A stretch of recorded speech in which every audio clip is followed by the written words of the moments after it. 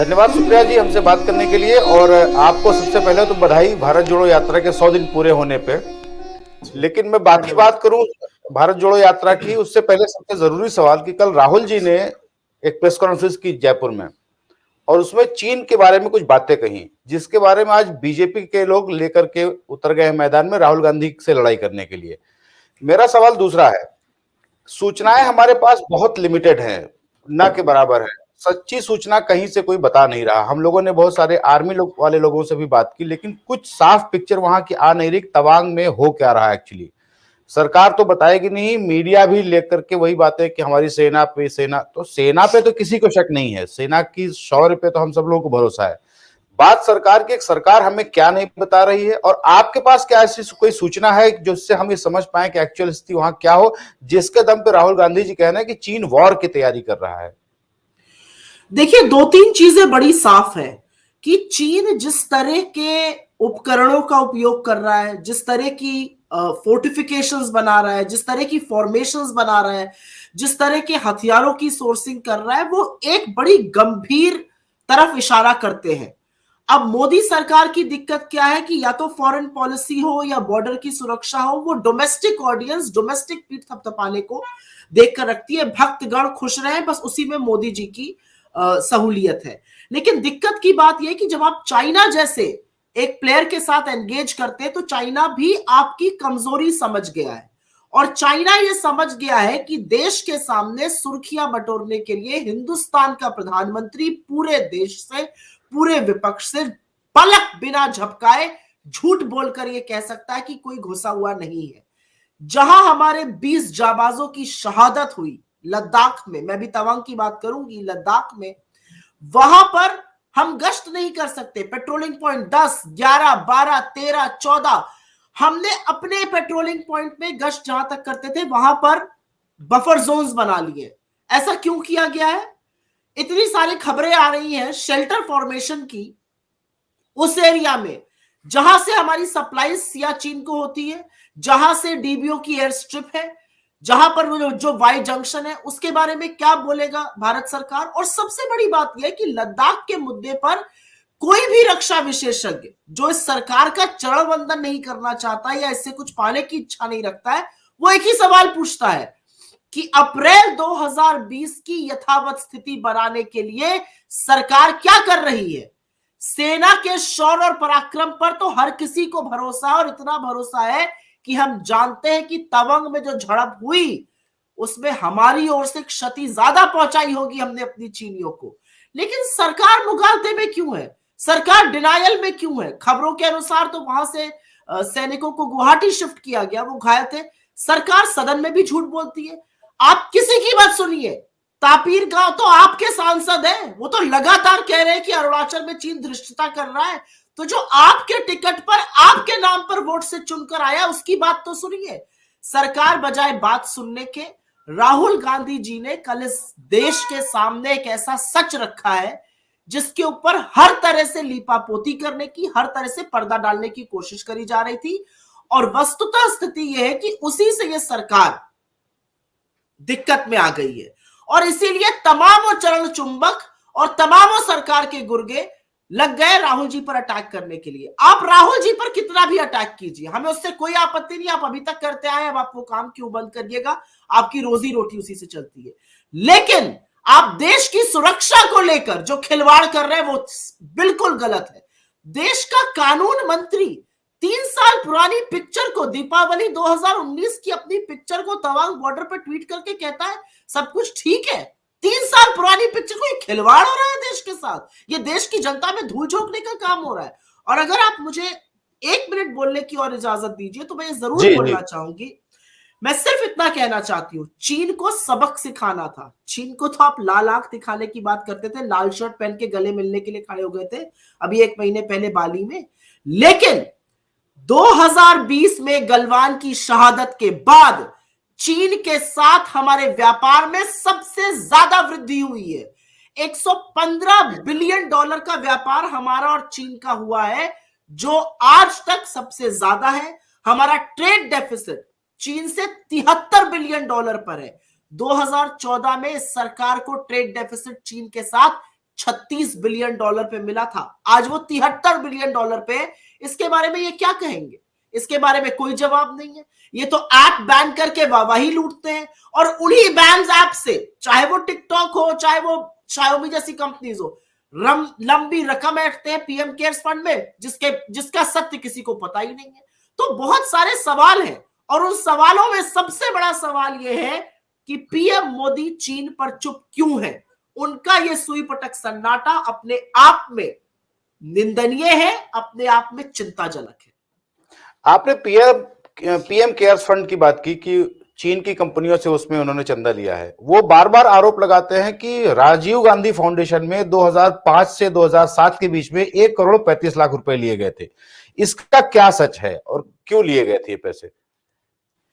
Rajiv Gandhi foundation एक no profit foundation है, जो तमाम तरह के ट्रस्ट के काम करती है, जो तमाम तरह की फिलांथ्रोपी के काम करती है। उसमें तमाम जगहों से पैसा आता है, शोध के लिए, रिसर्च के लिए। ये जिस पैसे की बात करते हैं वो 18 साल पुरानी बात है। 1 करोड़ रुपए की कुछ की बात करते हैं ये। लेकिन कुछ भी बोलने से पहले मैं राजीव गांधी फाउंडेशन का एक और सच बयां कर देती हूं। आज दोपहर तक ऋषि राज पोपट, जो कैम्ब्रिज यूनिवर्सिटी में पीएचडी का काम कर रहे हैं, उन्होंने 2500 वर्ष पुरानी संस्कृत की एक पहेली को, एक गुत्थी को पढ़ने के फॉर्मुलेशन के द्वारा सुलझा दिया। इसकी वाकई तारीफ होनी चाहिए। बहुत बड़ा काम उन्होंने किया है लिंग्विस्टिक्स में, बहुत बड़ा काम उन्होंने किया है भाषा में, बहुत बड़ा कीर्तिमान स्थापित किया है संस्कृत, जो तमाम भाषाओं की जननी है, उसके लिए। लेकिन आप जानते हैं कि ऋषिराज पोपट कैम्ब्रिज कैसे पहुंचे? क्योंकि उनको 5 साल पहले छात्रवृत्ति वहां पर स्नातकोत्तर करने की, हायर स्टडीज करने की राजीव गांधी फाउंडेशन ने दी थी। ऐसे लोगों की तमामों ऐसे अनगिनत एग्जाम्पल है जिनकी मदद राजीव गांधी फाउंडेशन करती है। ये एक फाउंडेशन है, इसका सारा लेखा जोखा उन लोगों के पास है, जहां पर फाउंडेशन का, जहां पर ट्रस्ट का, रजिस्ट्रार ऑफ कंपनीज हर जगह है। जो चाहे उठाकर देख सकता है, उनका सारा लेखा जोखा, सारे अकाउंट्स है। आप 18 साल पुरानी बात तो करिएगा, लेकिन आपसे मैं सवाल पूछती हूं कि 2 साल पहले जब भारतीय और चीनी सेना आमने सामने आंख में आंख डालकर खड़ी थी, उस समय आप चीन की उन कंपनियों से पैसा क्यों ले रहे थे जिनको आपने तथाकथित रूप से बैन किया था? और छोटी मोटी रकम नहीं ले रहे थे। अगर मैं बताना शुरू करूं तो शर्म आ जाएगी इनको। 30 करोड़ रुपए तो इन्होंने लिए हैं टिकटॉक से, जिसको इन्होंने बैन किया। उसका लेखा जोखा कहां है? वो पैसा कहां यूज हो रहा है, वो किसको मिल रहा है, वो क्यों लिया गया है? इसके बारे में कोई चर्चा होगी कभी? और वो चर्चा अगर होगी तो कब होगी वो चर्चा? मुझे लगता है ये अपने आप में एक गहरा सवाल है। मैं आपकी जानकारी के लिए बता दूं कि भारत के स्टार्टअप इकोसिस्टम में चीन का $14 बिलियन पैसा पिछले साल लगा है। $14 बिलियन। इसमें बड़े स्टार्टअप्स है, ओयो है, ओला है, पेटीएम है। आप 1 मिनट आंख बंद करके ये सोचिए कि अगर चीन ये पैसा घसीट ले तो हमारी सारी स्टार्टअप इकोनॉमी धड़धड़ा कर नीचे गिर सकती है। किसने दिया चीन को इतना इंटरफेयर करने का मौका? किसने चीन को इतना बेधड़क बेपनाह पैसा लगाने का भारतीय इकोनॉमी में, भारतीय इकोसिस्टम में मौका दिया है? आप में धूल झोंक रहे हैं बेवकूफ 2 बेचारे चवन्नी के भक्त जो है वो अपने फोन और टीवी चला रहे हैं, और यहां आप टिकटॉक से 30 करोड़, शायोमी से 10 करोड़, हुआवे से 7 करोड़, वन प्लस से 1 करोड़ रुपए दबाए बैठे हुए हैं। और ये सरकार ने जानकारी नहीं दी है। चिंता की स्थिति ये जानकारी इन कंपनीज ने दी है क्योंकि ये लिस्टेड एंटिटीज है, क्योंकि उनको अपना लेखा जोखा देना होता है। तो आप किसको बेवकूफ बना रहे हैं इस देश में? 20 जाबाजों की शहादत, इन कंपनीज के पैसे से फंडिंग हो रही है चीन की आर्मी की, तो क्या खून से आपके हाथ सने नहीं है? बीजेपी को अभी 1-2 दिन पहले एक और बात से परेशानी हुई, जब रघुराम राजन जी भारत जोड़ो यात्रा में चलने आए और अमित मालवीय जी ने ट्वीट करना शुरू कर दिया कि अब वो अगले मनमोहन सिंह बनने वाले हैं। तो मुझे तो इसमें कोई बुराई नहीं लगता कि अगर एक रघुराम राजन जैसा काबिल आदमी अगर देश की इकोनॉमी संभालने के लिए हाथ बढ़ाए तो इसमें बुराई क्या है। लेकिन फिर भी क्या रघुराम राजन जी कांग्रेस ज्वाइन करने के सोचेंगे? मुझे नहीं लगता रघुराम राजन जी या ऐसा कोई भी व्यक्ति जो वहां पे आ रहा है कांग्रेस ज्वाइन करने की सोच रहा है। हमने शुरू से कहा है कि ये कांग्रेस की यात्रा नहीं है। कल राहुल गांधी जी ने कहा ये मेरी यात्रा नहीं, ये देश की यात्रा है। और जिस तरह का, और मुझे लगता है कि आप मुझसे 100वें दिन पे सवाल आगे पूछिएगा, और मेरा सौभाग्य था कि मैं वहां पे पिछले 4 दिन से थी। जिस तरह का माहौल है वहां पर, आप उससे अछूते नहीं रह सकते हैं। आप उस एनर्जी से, आप उस माहौल से, उस जज्बे से अछूते नहीं रह सकते हैं। Raghuram Rajan is one of the foremost public intellectuals I know. मुझे ऐसा लगता है कि उनके जैसे पब्लिक इंटेलेक्चुअल्स, उनकी जैसी इंटेग्रिटी, उनकी जैसी निष्ठा, उनके जैसी समझदारी, उनके जैसी इकोनॉमी की समझ वाले कम, बहुत कम लोग होंगे। और ये वो व्यक्ति है जो सालों से विश्व में सबसे ज्यादा विख्यात है इकोनॉमी को लेकर, लेकिन इन्होंने अपनी नागरिकता नहीं छोड़ी। उन 16 लाख लोगों की तरह जिन्होंने मोदी जी के प्रधानमंत्री बनने के बाद अमीरों ने अपनी नागरिकता छोड़ दी थी, वो आज भी भारतीय हैं। उनके दिल में आज भी भारत धड़कता है। और मुझे लगता है कि जब वो ये स्थिति देखते हैं कि भारत में एक को दूसरे से लड़ाया जा रहा है, गरीब और गरीब हो रहे हैं, अमीरी और गरीबी का फासला बढ़ रहा है, बेरोजगारी मुंह बाय खड़ी हुई है, महंगाई से लोगों की कमर तोड़ी जा रही है, और अगर उनको लगता है कि एक आदमी 3,500 किलोमीटर पैदल यात्रा कर रहा है कन्याकुमारी से कश्मीर की, और अपने 2 कदम, अपने कुछ घंटे वो जीवन में निकालकर इसको देना चाहते हैं, तो वो अकेले व्यक्ति नहीं है, तमामों ऐसे लोग आए। जब कल मैं वहां पर चल रही थी तो मेघवंशी जी, जो आरएसएस के प्रचारक थे, जो दलित थे, और आरएसएस में उनके साथ क्या बर्ताव किया गया, भंवर मेघवंशी, भंवर मेघवंशी, भंवर मेघवंशी जी, भंवर मेघवंशी जी कल वहां पर आए और उन्होंने बताया। वहां पर मुकुलिका जी आई जो एलएससी में पढ़ाती है। रघुराम राजन जी चर्चित चेहरा है, और रघुराम राजन जी से कांग्रेस को ज्वाइन करने की समस्या नहीं है।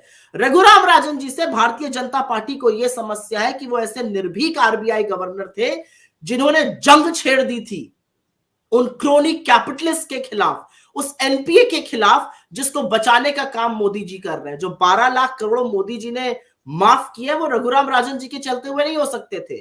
जो तुगलकी फरमान नोटबंदी का रातों रात मोदी जी ने जारी करके अर्थव्यवस्था को ठप कर दिया और करोड़ों लोगों को बेरोजगार कर दिया, कल कारखाने बंद कर दिए, वो रघुराम राजन के रहते हुए नहीं कर सकते थे।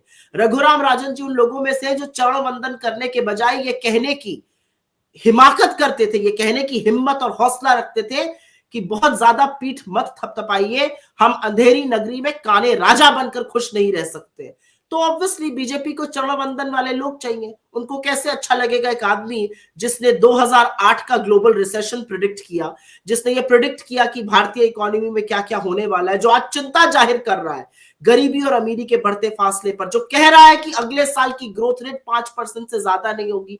तो ऐसे व्यक्ति की बातें सुनकर जो विश्व इनकी बातें सुनता है, अपच होनी स्वाभाविक है। लेकिन मुझे ऐसा लगता है कि रघुराम राजन जी जैसे और भी बहुत सारे लोग जो हमारे इस मुहिम से जुड़ रहे हैं, जो भारत को जोड़ने की का हौसला रखते हैं, वो जितने ज्यादा आए, जितने योद्धा आए, उन सबका स्वागत होना चाहिए। एक और सवाल है, और मैं तो ये कहूंगी, इतना भी सीरियस नहीं होना चाहिए। जिनका आपने नाम लिया, जो बीजेपी के फेक न्यूज के सरगना है, उनसे इकोनॉमी की स्पेलिंग जरूर पूछिएगा और थोड़ी सी उनकी मदद करिएगा कि इकोनॉमी की स्पेलिंग ई से शुरू होती है, आई से नहीं।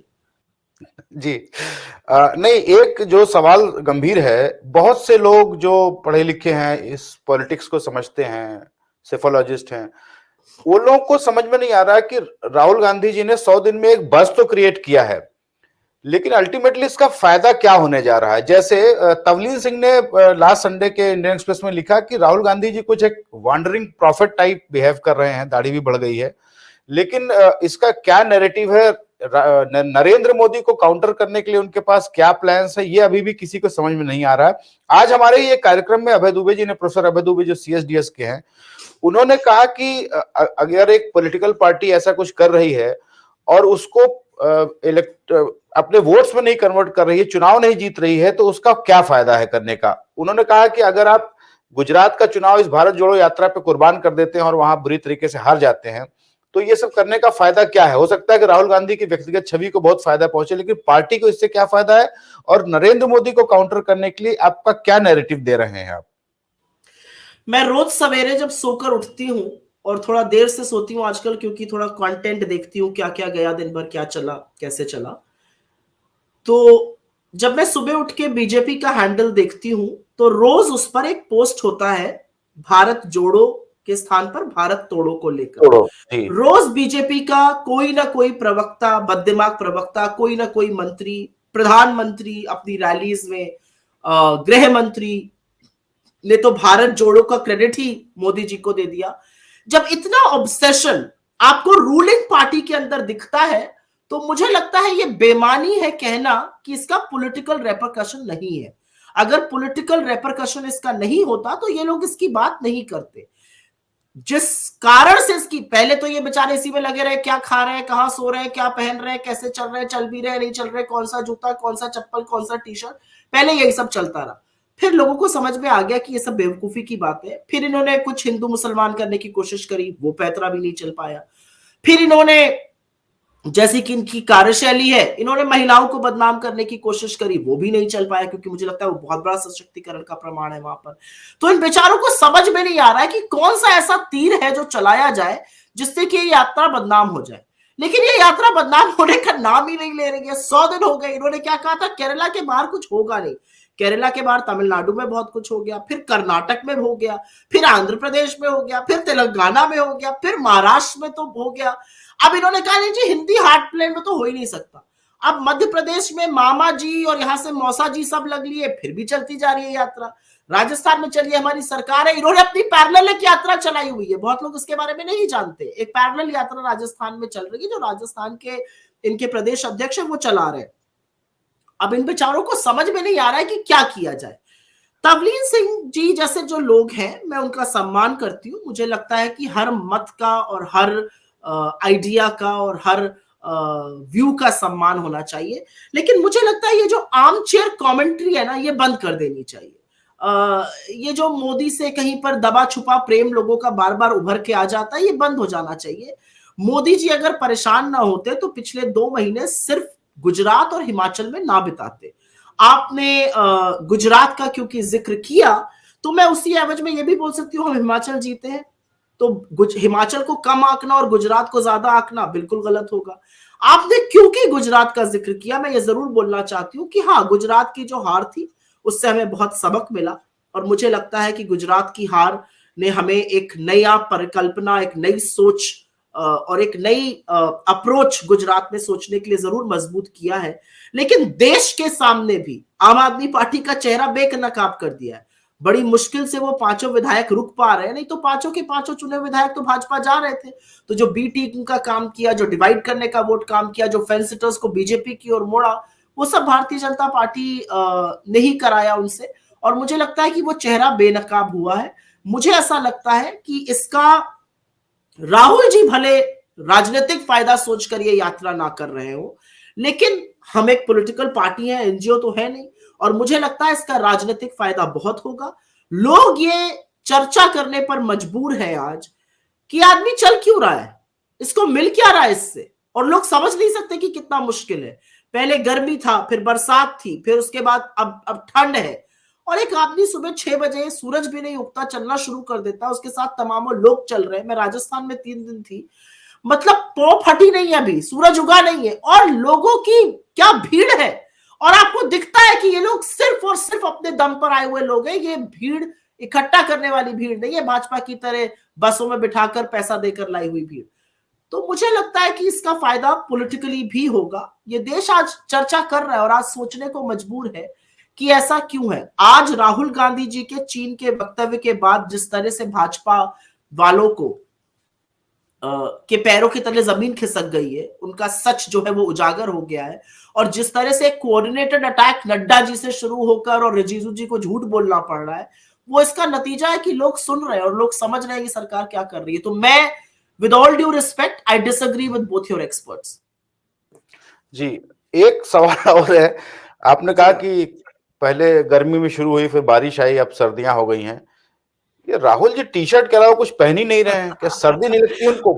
कल मैंने देखा कि वो एक अपने बगल बैठे बुजुर्ग को उसको शॉल उड़ा रहे थे, अशोक गहलोत जी भी कुछ शॉल और लिए थे, वो टी शर्ट में खुले आसमान वैसे बैठे, ये क्या कौन सा योग किया उन्होंने, क्या तपस्या। मैं खुद उस वहां पर थी और उनसे थोड़ी ही दूर पर बैठी हुई थी, और मैंने तो एक वुलन कुर्ता भी पहना हुआ था और एक जैकेट भी पहना हुआ था, और फिर भी मन हो रहा था कि शायद शॉल ले आती तो ज्यादा अच्छा रहता।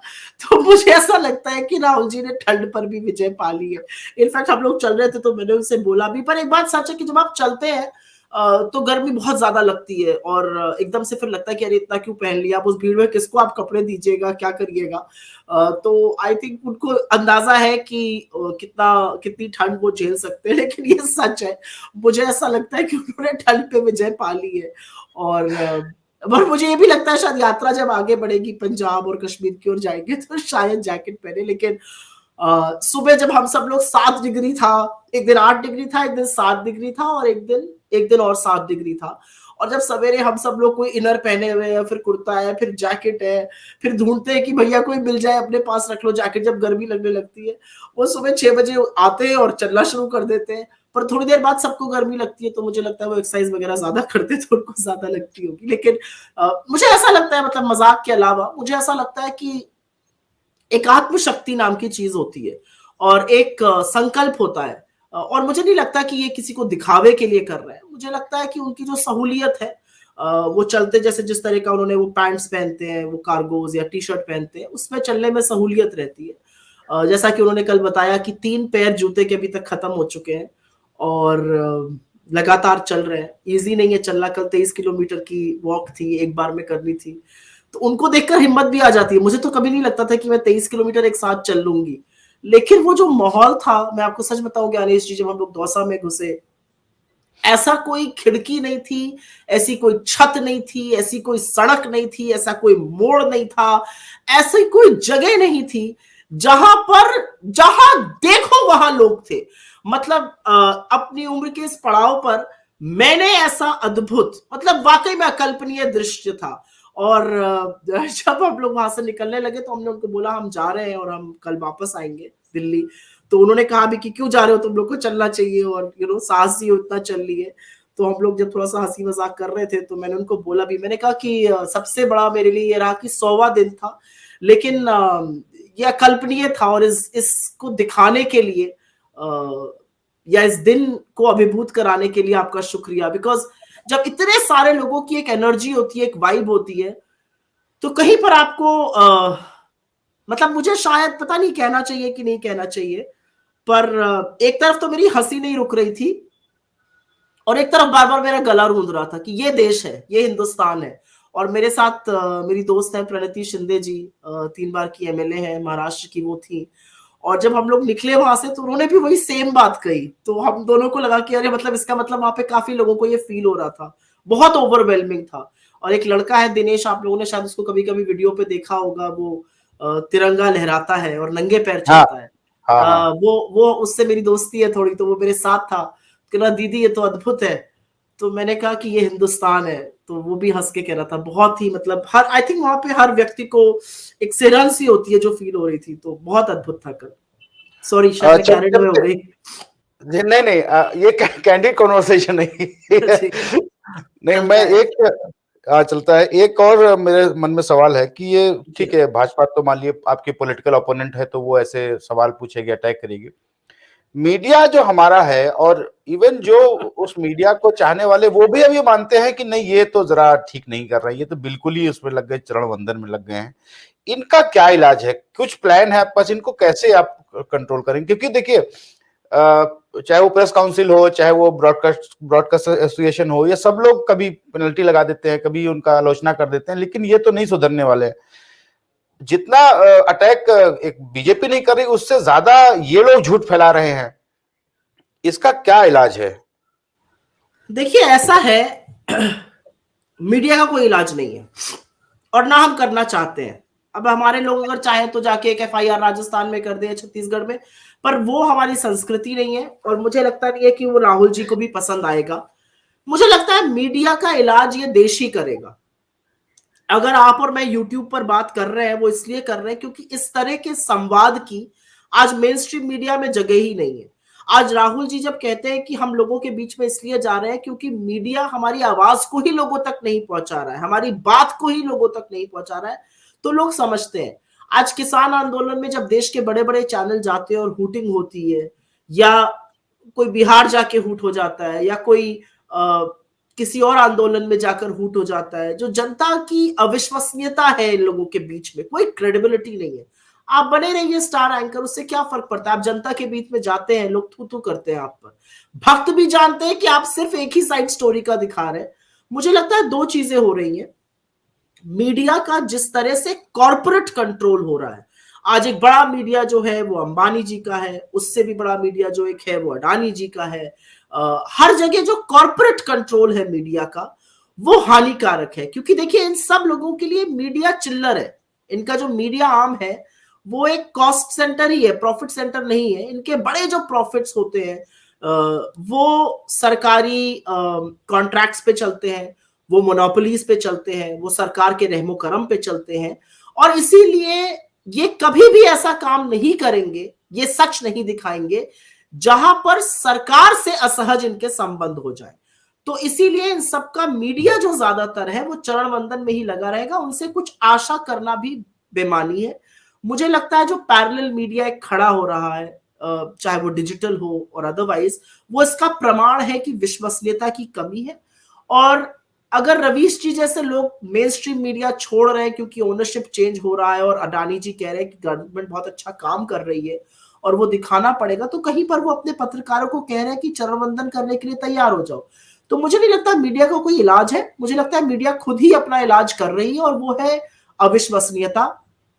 एक साहब है, तिहाड़ की यात्रा कर आए हैं, जब मुंह खोलते हैं तो नफरत ही उगलते हैं, 0 टीआरपी का शो कर रहे हैं। उनकी टीआरपी देख लीजिए आप। एक और साहब है, वो सीना ठोक कर अपना शो शुरू करने से पहले 4 मिनट का वक्तव्य अपनी टीआरपी पे देते हैं, अपने नंबर 1 होने पे देते हैं। टीआरपी देख लीजिए, क्योंकि उस जगत से आते हो तो थोड़ा टीआरपी में इंटरेस्ट रखती हूँ। बिल्कुल बेकार टीआरपी है। तो मुझे ऐसा लगता है कि ठीक है, कुछ टाइम ये सब चलेगा, द टाइड विल टर्न। और हंसी की बात यह है कि जब टाइड बदलेगी, जब वक्त बदलेगा और जब ये समा बदलेगा, तो ये लोग अपनी बोलती, ये लोग अपनी बोली, ये लोग अपना स्टैंड सबसे पहले बदल लेंगे। लेकिन ये भी उनकी विश्वसनीयता पर एक सवाल होगा। अगर मैं एक बात आपको बता सकूं कि कल जब राहुल जी की प्रेस कॉन्फ्रेंस थी और मैं उस प्रेस कॉन्फ्रेंस पे थी वहां पर मंच पे, और उनसे करीब 14 सवाल पूछे गए थे, और अंतिम सवाल की जब बारी आई तो उन्होंने कहा कि मुझे ये पता था कि आज मैंने बेट लगाई थी कि मुझसे चाइना पे कोई सवाल नहीं। तो सब लोग कह रहे नहीं, हम तो पूछने वाले थे। तो जब उन्होंने बोला तो आप पूछने वाले से, तो खैर कोई मतलब नहीं है। लेकिन मैं सिर्फ ये बताने की कोशिश कर रही हूँ कि कितना भय है और कितना डिस्प्लेस्ड प्रायोरिटी है कि बॉर्डर पे चाइना के साथ आपकी दिक्कतें हैं और दिक्कतें बढ़ रही हैं, और उस पर कोई बात नहीं करना चाहता है। रघुराम राजन आए, उन्होंने इतनी बड़ी बड़ी बातें कही और सही बातें कही, उस पर आप बात नहीं करना चाहते। तो अंततोगत्वा आप किस चीज पे बात करना चाहते हैं? और राहुल जी तो बड़े कैंडिड होके कहा कि मुझे पता था आप सवाल मुझसे अशोक गहलोत पे पूछेंगे, सचिन पायलट पे पूछेंगे, ना आप बेरोजगारी पे पूछेंगे, ना आप महंगाई पे पूछेंगे, ना आप चीन पर पूछेंगे। आप ना पूछिए, बात तो मैं उसी पे करूंगा। तो मुझे लगता है कि कहीं पर वो जो शिकंजा है वो टूटेगा। देखिए कब होता है। जी, शुभकामनाएं मेरी आपको और भारत जोड़ो यात्रा की पूरी टीम को। अगले नेक्स्ट वीक हम लोग फिर से बात करेंगे, तब तक कुछ और घटनाएं होंगी। बहुत धन्यवाद। शुक्रिया, बहुत बहुत थैंक यू।